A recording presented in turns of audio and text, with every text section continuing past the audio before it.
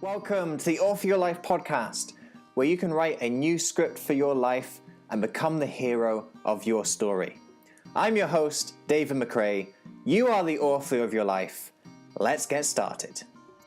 All you have to decide is what to do with the time that is given to you. In my experience, there's no such thing as luck. It is not our abilities that show what we truly are. It is our choices. Hello, Story Changer, and welcome back to the Author Your Life podcast. In this episode, I'm going to be presenting a piece of training that comes from my upcoming book, Author Your Life, Become the Hero of Your Story.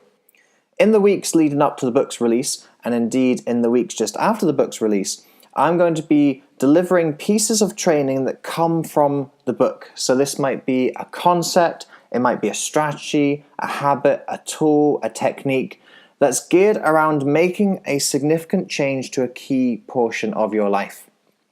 You can enjoy a number of these trainings throughout the weeks and months to come, all coming from my brand new book, which is available for pre-order right now on Amazon.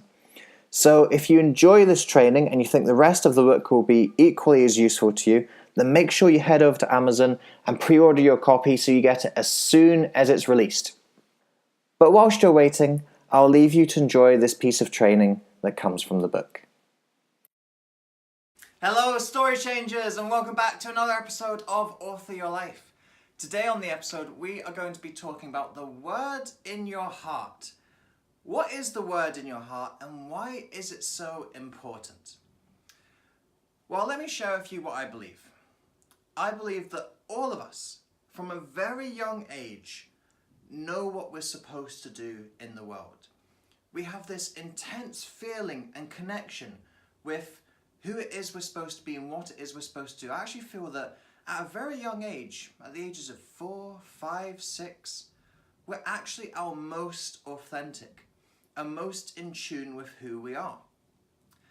And what I believe is that as time goes on, as we get educated, as we get scripted, as we get conditioned by the influences in our environment and the people who we have around us, we start to lose this. We start to lose this sense of who we are and what we want to do. And I think this is why we have so many people when they go out into adulthood and they go out into the workplace who aren't doing what they really want to do, what they were really put on this earth to do. And that's what I want to talk about today. And it's finding the word in your heart that is going to help you if you're in this situation. If you are in a career and a life path that you don't think is right for you, then going back to this early age is going to help you to find some answers. So what I'd like you to do is I'd like you to think back to this time, your first couple of years in school. And can you remember what you wanted to do, what you said you wanted to be? Because actually when we go back to that stage, a lot of the answers are quite similar. When the teacher asks a child, what do you want to do when you grow up? Children, they say all these bizarre and random things like, I want to be an astronaut, I want to be a cowboy, I want to be a fireman, I want to be a train driver, I want to be a princess. Now, we can sort of look at those answers with a knowing smile and say, yeah, of course you'd want to be that. Just you wait until you grow up and things are going to be different. But we shouldn't just disregard these answers so easily. Because yes, children at that age don't have the maturity and life experience to really know actually the types of careers that they can do and the types of jobs that they can do in the future. I don't think any child sits there at 5 years old and says, I want to be a management consultant. I want to be a project manager. I want to be a property developer. No 5-year-old wants that because 5-year-olds don't know what these things are. But what 5-year-olds do know is what activates their passion. And the reason why you get these sometimes bizarre answers is not because the children are stupid. It's actually because the children are very intelligent. The children know what activates their passion. You might have one young man who has a sense of adventure in his heart, and he watches a video about astronauts, and seeing those astronauts activates the adventure that he has in his heart and says, yes, that's what I want to be. I want to have adventures as my job. I want to be an adventurer when I grow up. And for them, the astronaut is the first thing that they see that activates that feeling for them. Another child perhaps watches Toy Story and they see Sheriff Woody and they say, when I grow up, I want to be a cowboy. Or they see Jess and they say, I want to be a cowgirl. Now, of course, you can't be a cowboy or a cowgirl as a career. But that's not what's important. Perhaps that child has a sense of justice in their heart. And seeing the cowboy or the cowgirl on screen activates that sense of justice, that passion for justice that they have within them. And this is what's really important. And this is where our education system, I feel, gets it wrong. Because we entertain these ideas up until a certain age. Oh, Johnny, you want to be an astronaut? That's wonderful. Oh, Jenny, you want to be a cowgirl? That's wonderful. And eventually you get to a certain age where the teacher starts saying, okay, that's all well and good, but what are you going to do for a real job? What are you going to do to earn money? And so children get steered away from what activates their passion into careers that provide security, safety, high salaries. That's not what we want for our children. And if you're in a career that is uninspiring for you, that you know isn't your real passion, maybe the same thing happened for you. So what finding the word in your heart is all about is going back to that early age and thinking of, well, what did you want to be? What activated passion within you? And it doesn't matter if it was bizarre and outlandish. It doesn't matter if that was being an astronaut, being a Jedi, being a cowboy, being a princess. Whatever it was, don't focus on the object itself. Focus on why you were attracted to it. See, at that age, you didn't have the maturity and experience to really articulate what you wanted to do in the world. All that you knew was that when something activated the feeling for you, activated the passion for you, that felt good and that attracted you to it. What was it at that age? For me, it was books.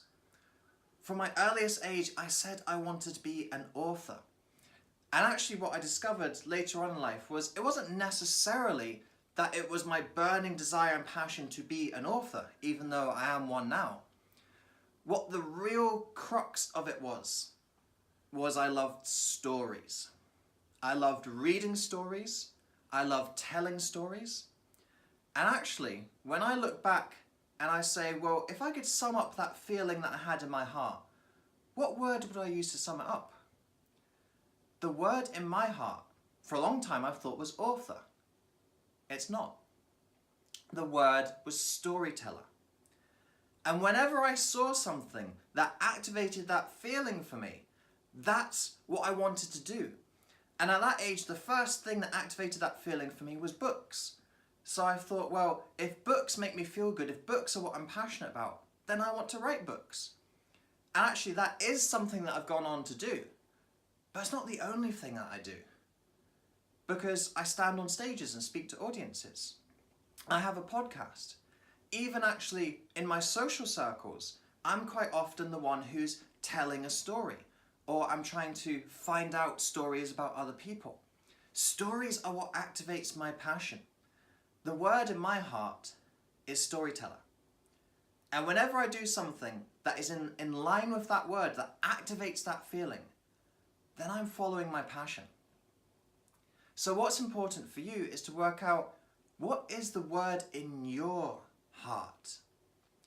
If you look at what really lit you up at that young age, what attracted you at that young age, what could you sum up these things under? Is there words that describe the different things you're attracted to? Now, this is a key seminal moment in life, but won't be the only time that you've actually been in touch with your passion.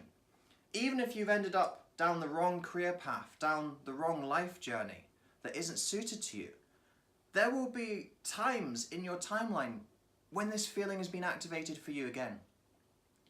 So think back across the course of your life.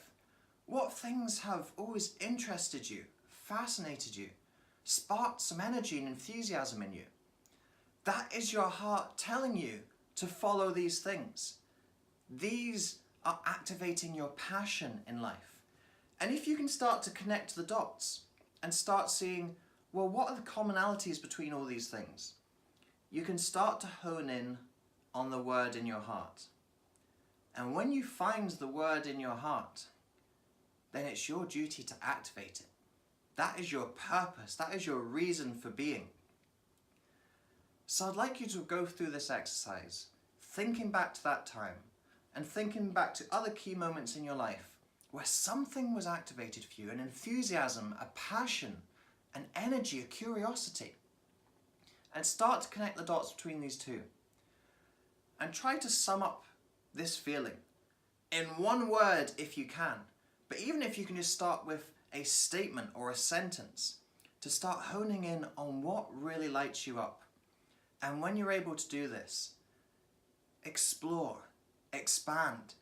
All of these things that sparked your curiosity before, start looking into them more. Start experimenting, start testing and exploring new ideas. And some of these things won't quite work. Some of these things won't be your deep underlying passion. But that's what life is all about. It's all about trial and error. It's all about this journey of exploration and reflection. But if you can follow the feeling through the process, that feeling is always going to guide you and it's always going to keep you right. So folks, I hope you've enjoyed this training today. I look forward to sharing more with you in the future, as always. But until next time, remember that you are the author of your life. You hold the pen and you can write whatever script you want for yourself. I'll speak to you soon. David. Thank you so much for listening to this episode. If you enjoyed this episode, I'd appreciate it hugely if you could head over to iTunes and leave a rating and review for the podcast. With your review, please be as honest and detailed as you can be. Because with honest and detailed feedback, that helps me to adapt and grow this podcast to most serve you, the listener. Also, if you enjoyed this episode, then make sure you subscribe to the podcast. That way you aren't going to miss any of the future episodes that we've got lined up for you. Until next time, remember that you are the author of your life. You hold the pen, and you can write whatever script you want for yourself. So go out today and write yourself a beautiful story.